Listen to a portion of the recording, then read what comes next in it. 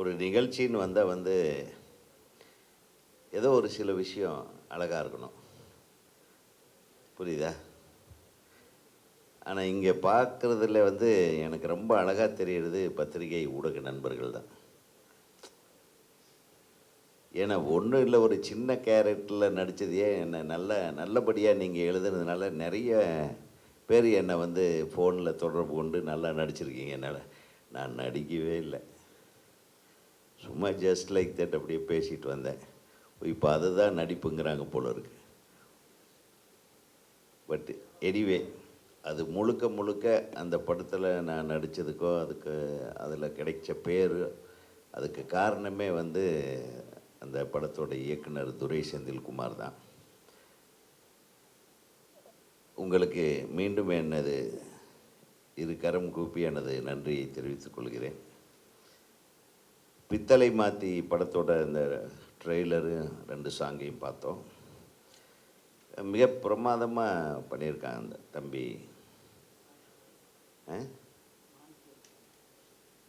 மாணிக்க வித்யா, மாணிக் பாஷா மாதிரி மாணிக் வித்யா இல்லை, பெருசாக வருவேனே. சூப்பர், வாழ்த்துக்கள்.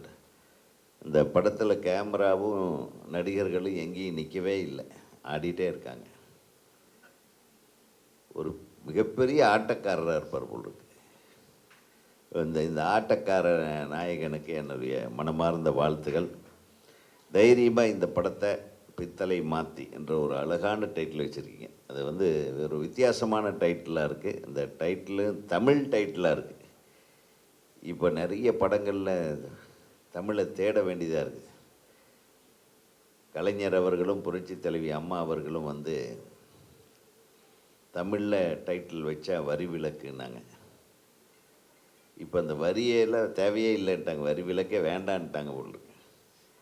ஆளுக்காள் என்னென்னலாம் இப்போ கொஞ்ச நாளாக பார்த்தீங்கன்னா டைட்டில்களில் பார்த்தீங்கன்னா யூட்டர்னு, சிக்னலு, டிராஃபிக்கு, இவங்க இப்போ டைட்டிலே கிடைக்கலைங்க பாவம். ரோட்டில் வரும்போது ரோட்டில் யூட்டர்ன் வருது, சிக்னல் வருது, இப்படியெல்லாம் டைட்டில் வைக்கிறாங்க. உங்களுக்கு தெரியும்ல, நல்ல டைட்டில் அதில். கொஞ்ச நாளைக்கு முன்னாடி யாரோ சொல்ல கேள்விப்பட்டேன், தமிழில் வார்த்தைகள் இல்லையா, வைரமுத்து சாருன்னு நினைக்கிறேன். தமிழில் எவ்வளோ அழகான வார்த்தைகள் இருக்குது. நல்ல பாரு, பித்தளை மாற்றி அப்படின்னு ஒன்று வச்சுருக்காரு. அது அந்த டைட்டிலுக்காக நான் உங்களை தமிழில் டைட்டில் வச்சதுக்காக வாழ்த்துறேன். 2வது, நம்ம இவரோட சன்னு, அவர் பேர் என்ன, ஹீரோ தம்பி ராமையா சாரோட பையன் அவருக்கு மனமார்ந்த திருமண நாள் வாழ்த்துகள், திருமண வாழ்த்துகள். ஏன்னா நல்ல ஒரு வாழ்க்கை தொடக்கத்தை ஏற்படுத்தியிருக்காரு. நாளைக்கோ ரிசப்ஷன் இருக்குதுன்னு நினைக்கிறேன். பட்டு ஒரு கல்யாணத்துக்கு பின்னாடி ஒரு பெரிய மாற்றம் வரும்னு நினைக்கிறேன். எப்படி திருமணத்துக்கு பின்னாடி தான் எனக்கு கூட என்னுடைய முதல் படம் ரிலீஸ் ஆச்சு. திருமணம் 21, ரிசப்ஷன் 24, என் படம் முதல் படம் ரிலீஸ் 26. 2 நாள் டிஃப்ரென்ஸில் படம் வெற்றி அடைந்து விட்டது. என்னை விட என் பொண்டாட்டிக்கு பேர் கிடச்சிச்சு. அந்த மாதிரி ஐஸ்வர்யா அனைத்து ஐஸ்வர்யங்களையும் வழங்கும் விதமாக தம்பி ராமையா அவர்களுடைய புதல்வர் இந்த படத்தில் நிற்காமல் நடிச்சிருக்கார்.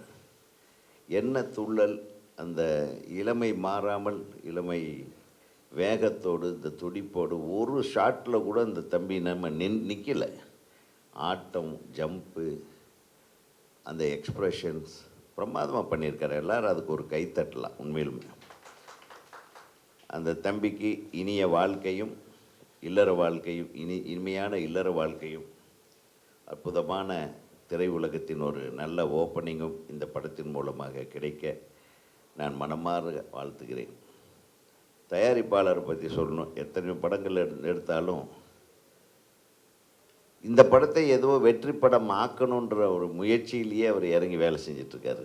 கவலைப்படாதீங்க, ராஜண்ணன் வந்தால் தமிழ் திரையுலகமே வந்த மாதிரி. அவர் தொடாத எல்லைகள் கிடையாது. அவர் அவ்வளோ நல்ல மனிதர். அவர் உண்மையிலே சொல்கிறேன், மனசில் இருக்கிறத பேசக்கூடிய ஒரே சினிமாக்காரன் அவர் தான். நம்ம கூட சில டைமில் இடம் பார்த்து பேச வேண்டியதாக இருக்கும். ஏன்னா நம்ம பேசின சர்ச்சைக்குரிய விஷயங்களாக போயிடுது, நல்ல விஷயத்தை பேசினா கூட. ஆனால் இந்த திரைப்படத்தை பொறுத்தவரையிலும் உங்களுக்கு நல்ல உள்ளங்கள் இவங்கெல்லாம் இருக்காங்க இல்லையா, அழகு வந்து வெளி தோட்டம் பண்ண மனசில் இதய அழகும் கூட அதிகமாக இவங்க நம்ம பத்திரிகை நண்பர்கள் வைத்திருக்காங்க. சின்ன படங்கள் எல்லாம் ஓடணும்னு நினைக்கிறவங்க. அதனால் நிச்சயமாக உங்கள் திரைப்படம் இப்போ பார்த்தப்போ இருந்த துள்ளலோடு மிக வெற்றிகரமான ஒரு திரைப்படமாக இது வரும் என்ற நம்பிக்கை எனக்கு இருக்கிறது.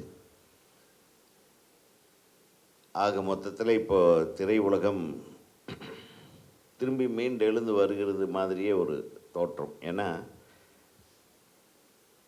கொஞ்ச நாளாகவே இந்த திரைப்படங்கள் ரிலீஸ் ஆகிற எண்ணிக்கை அதிகமாகுது, வெற்றி படங்களுடைய எண்ணிக்கை குறைவாக இருக்கிறது.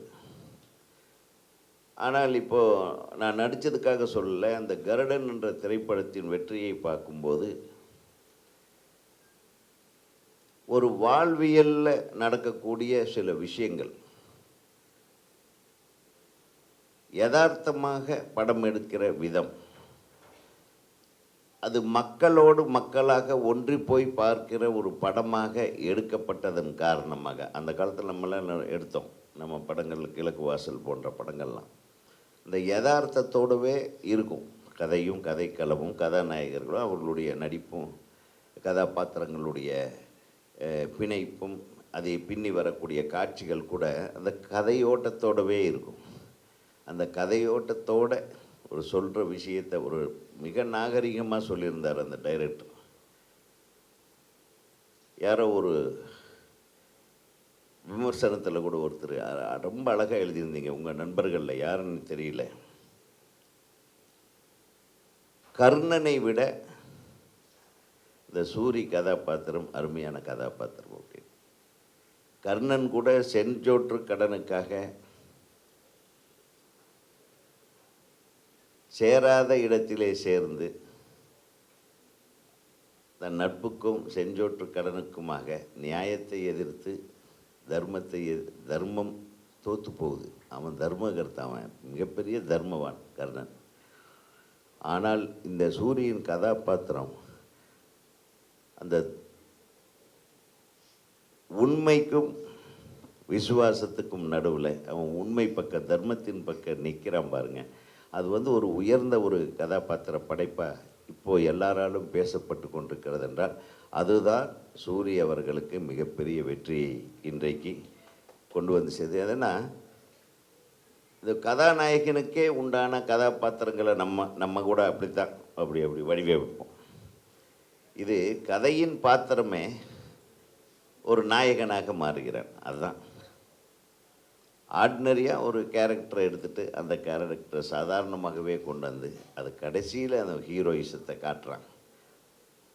ஹீரோயிசம் என்னென்னா அவன் வாய்மையின் பக்கம், உண்மையின் பக்கம், நேர்மையின் பக்கம் நிற்கிறான் என்பது தான் அந்த கதை, வேறு ஒன்றும் இல்லை. அது சொன்ன விதம் இன்றைய மக்களால் மிகவும் பாராட்டப்படுகிற விதம். அந்த மாதிரி இதில் கூட ஒரு முக்கியமான விஷயம் இருக்கிறத நான் உணர்கிறேன். இப்படியெல்லாம் ஆடிட்டும் பாடிட்டு இருக்கிற பையன் என்ன செய்கிறான்றத இந்த படத்தோட ஒரு கதை களமாக இருக்கும். அதை நீங்கள் பார்த்து ரசித்து இந்த திரைப்படம் பெரும்பாலான மக்களால் பார்த்து பாராட்டப்பட வேண்டிய ஒரு படமாக மாற்றுவது உங்களுடைய கையில்தான் இருக்கிறது. ஆகவே இந்த படத்தோடு நில்லுங்கள். நிச்சயமாக பித்தளை மாற்றி ஒரு மிகப்பெரிய ட்ரெண்டு மாற்றியாக இருக்கும் என்று நான் வாழ்த்தி நன்றி கூறி விடைபெறுகிறேன். நன்றி, வணக்கம். போதுமாம்மா?